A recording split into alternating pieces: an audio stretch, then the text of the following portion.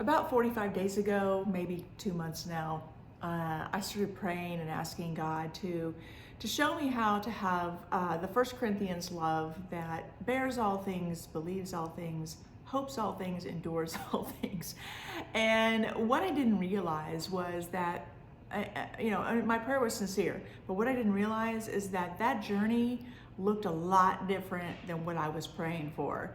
And so God has just opened the door for a remarkable experience.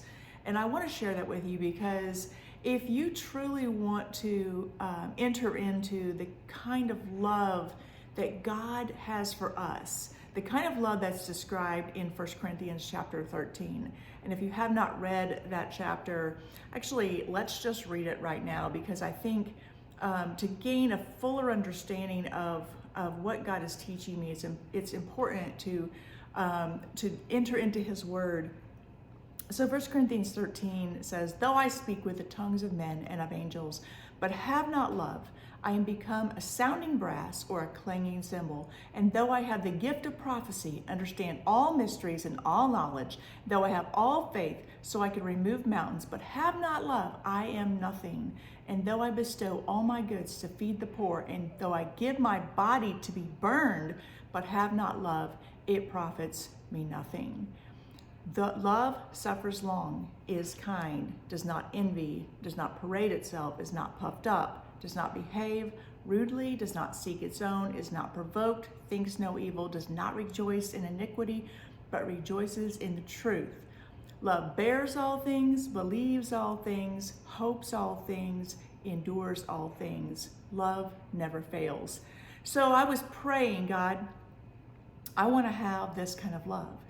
And, I was kind of coming to a point in my life where I was doing all these good works and, writing daily devotionals, making these videos, writing music, recording music, leading people to Christ in my law practice. And I knew I was still deficient in love. I knew that I was not exercising the kind of love that bears all things, believes all things, hopes all things, endures all things. And I knew I didn't want to be the clanging cymbal. I didn't want to have done all these good works and it be for nothing. Because Jesus said, "Many will come to me in that day and say, 'Lord, Lord, haven't we done all these good works in your name? We've cast out devils, we've, done these miracles, and we've prophesied.'" And He's going to say, "I never knew you." So for the lost person who's never been born again, that's going to be a totally different story. It's a different trajectory, obviously. But for the saved person who's been born again, we can do all these good works, but unless we do them with love, the kind of love that only God has, they're still not worth much. And some of you all have read my testimony about living years and years being a plastic Christian. Well, the fact is, what God was showing me was that we can slip back into that plastic Christian mode so easily. And so I was beginning to recognize that in my own life, and little hints were being dropped here and there of, "Hey, Kim, you're starting to become more didactic in your law practice. You're becoming more callous towards the people that you love or that you're supposed to love." And even, my law firm team, and I wasn't listening. But God, because the Holy Spirit lives in me, God was also speaking to me. And so He began to lead my prayers to in this direction, that I need to grow in this love that believes all things, endures all things, bears all things, and hopes all things. And so I started praying for it, and God knows our heart, and I was very genuine about my prayer. But what I didn't expect was that this lesson would be so difficult, and but it's so good. And I want to share this with you because if you're like me and you do want your life to make an eternal difference, and you do want at the end of your life to stand before Jesus and say, I did everything I could, and He says, "Well done, thou good and faithful servant," then this is critical. This lesson is so critical. So let me just tell you in a nutshell what God did. He allowed an event in my life where my entire organization that I relied upon was just kind of, the rug was ripped out from under me. And I was like, what just happened? You know, God, here I am trying to serve you.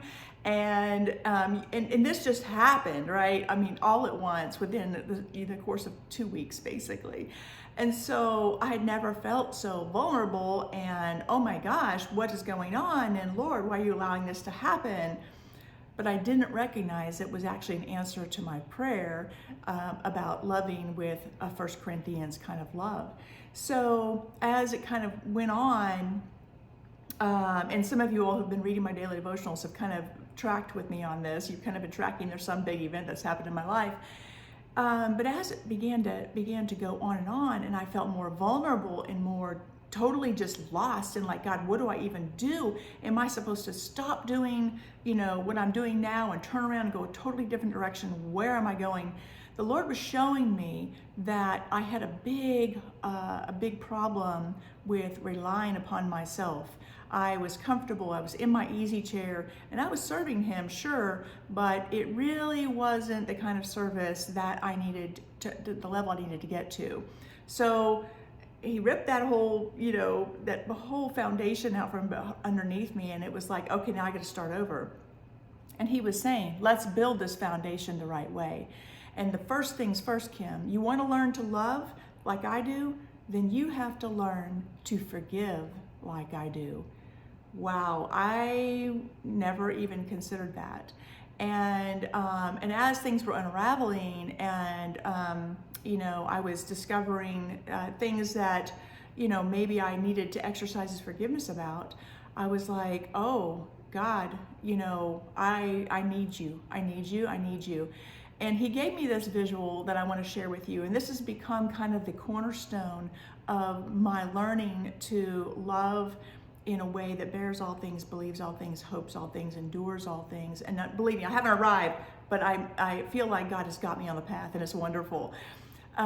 He gave me this visual of when I received Jesus Christ as my Lord and Savior. In other words, when I realized that I had sinned against a holy and righteous God who was going to have to judge me, and yet He died so I could be reconciled to Him. He died so I could have complete forgiveness of all my sins. God gave me a visual of forgiveness. He said, and of course, you know, I kind of talk about me and God having these conversations because we do. I'm like, God, you know, give me this visual. He said, Kim, it's like you have a bank account, and this bank account says Kim's forgiveness account, and it has $4 trillion in it, $4 trillion, you know. And guess what? If you even have to dole out $5 every 5 minutes in forgiving other people, you have plenty. You could do that for the rest of your life and never run out of the forgiveness in your forgiveness account. That has been so revolutionary to me, because every time something arises as I'm walking through this whole transition of my life, everything is, you know, and everything just seems so raw, right? And I think I have a reason to harbor unforgiveness. God says, no, $5, Kim, $5, give it away, give it away. And I'm like, fine, God, you know, here's $5, here's $5, $5. And you know, y'all may think that's crazy, but it's working. And as I'm able to let go and then take it a step further, and as I'm forgiving, then offer a prayer for whatever person that I may need to pray for. And it's like God saying, not only are you going to pay that forgiveness, but you're going to give love. It's going to be born on the wings of love that bears all things, believes all things, hopes all things, endures all things for your offender. Wow, that is that if you had told me that's what my prayer was going to result in other words, this lesson, I may not have prayed for it. but no, I'm kidding. I'm really glad that God is taking me through this. But you see, what I'm learning is we cannot have the kind of love in 1 Corinthians 13 unless we are able to forgive others the way God forgives us.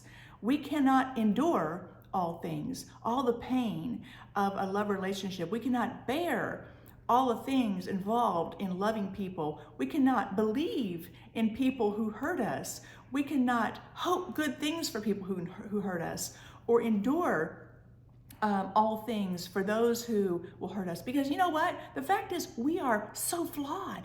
Each of us are so flawed that we are going to hurt each other. That's what we do. We don't have we don't have the ability to not hurt each other. It's like we had this inborn reaction. It's called our flesh, right? We sleep with the enemy, and it's constantly looking out for self.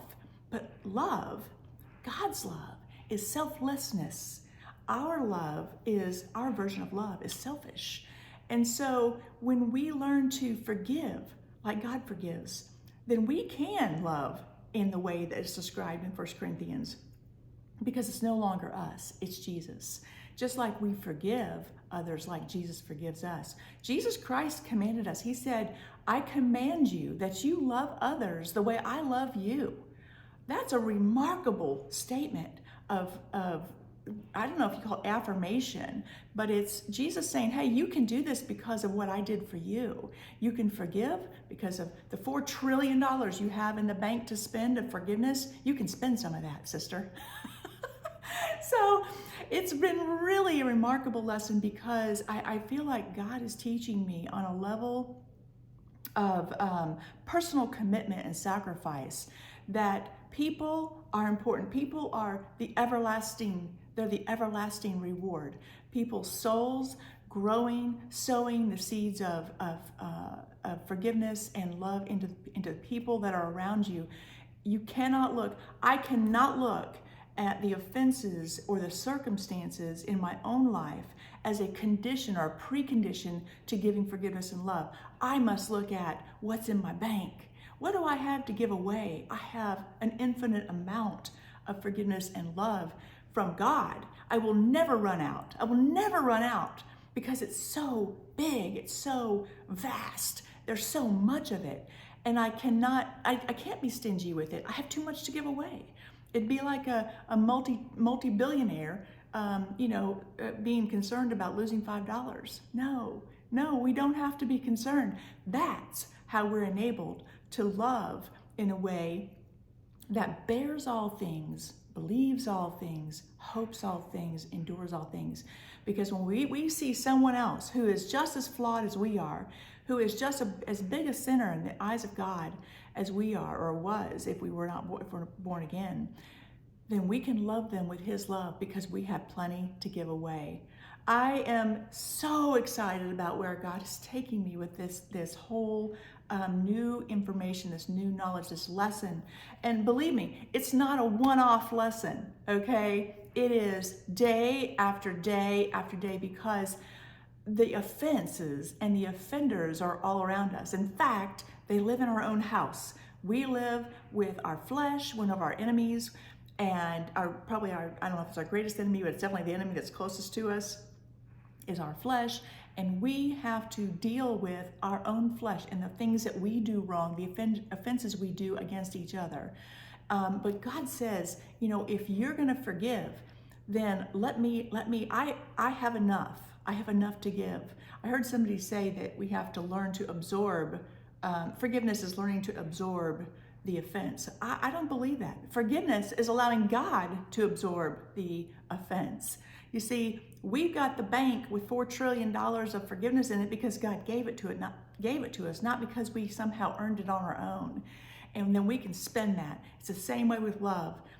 When we forgive, it's like works as a catalyst, and it flips the switch in us so that we can then see people the way God sees people, and then we can forgive them the way God forgives them. And we can then go on to love them and to give to them, be generous with them, and then we can be long-suffering, we can be kind, we can not envy, we don't have to be puffed up, we don't have to be rude, we don't have to seek our own, we can actually give and not have these evil thoughts or evil wish evil thoughts on them because they wronged us or whatever.